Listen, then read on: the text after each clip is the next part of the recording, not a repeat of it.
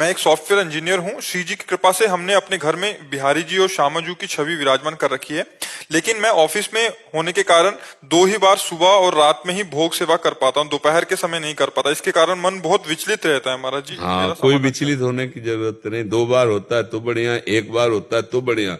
बात समझना है, हमारा घर और हम ठाकुर जी के हैं। सबसे बड़ा भोग आरती पूजा पहले ये हुई। दूसरी बात, हमको जो कर्तव्य कर्म मिला है वो प्रधान सेवा ठाकुर जी की है। अर्जुन जी कहते मैं सन्यास लेकर भजन करूं, तो भगवान कहते नहीं, युद्ध करो। तो आपको ऑफिस की सेवा मिली।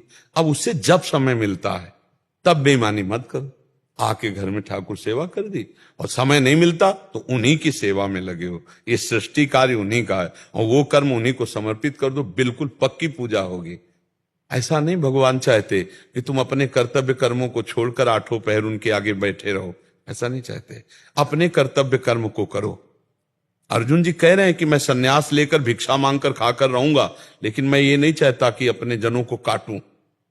भगवान ने कहा नहीं, इस समय धर्म युद्ध आया है, तुम्हारा परम कर्तव्य है, तुम गांडीव में प्रतिंचा चढ़ाओ, इनको मारो। अगर तुम्हें लगता है कि मैं मारूंगा तो देखो, मेरे द्वारा ये मारे जा चुके, निमित्त मात्र केवल तुम हो।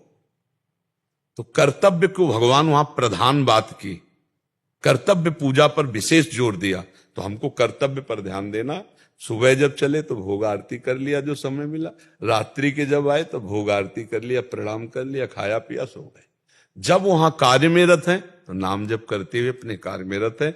ईमानदारी से कार्य करो, बेईमानी मत करो, यही भगवान की पूजा हो गई।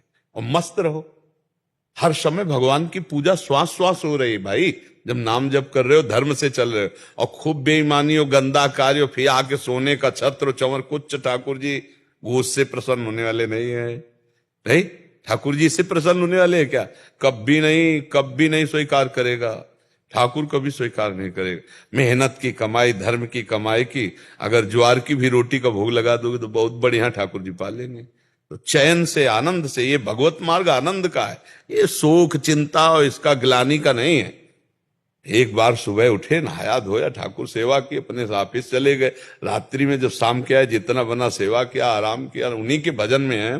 धर्म से चले, बस खास बात यह है, धर्म से चले। अधर्म करने में कुछ नहीं, फिर अधर्म से कुछ नहीं।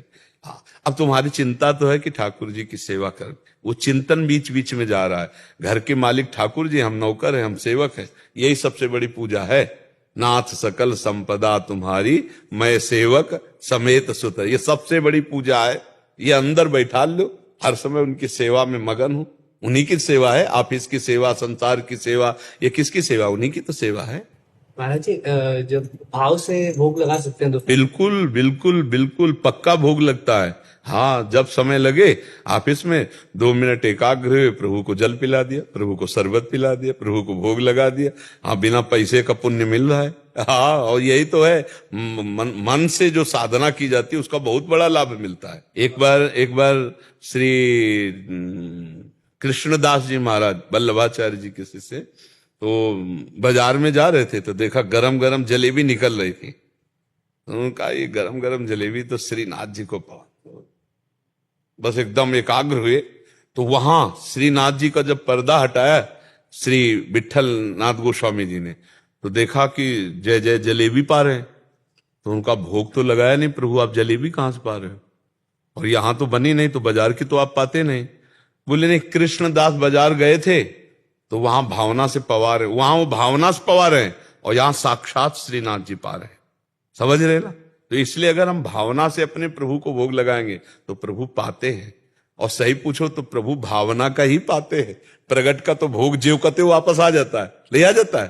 प्रभु भावना, भाव का भूखा हूं मैं, और भाव ही एक सार है। भाव से मुझको भजे तो भाव से बेड़ा पार है। बस निरंतर भाव में तो भोग लगा सकते हैं आप। प्रभु की सेवा, मान लो ऑफिस का काम है, 5 मिनट रुके, प्रभु को भोग लगा दिए, मुंह पोछा, फिर अपने काम में लग। कितना आनंद का विषय है। भक्ति हृदय और भाव का विषय है। उसमें नहीं कि मेरे को समय नहीं मिलता, समय ही समय है। मन से केवल आप स्वीकार कर लो तो एक तुलसी पत्र में ही ठाकुर जी प्रसन्न हो जाएंगे। जी।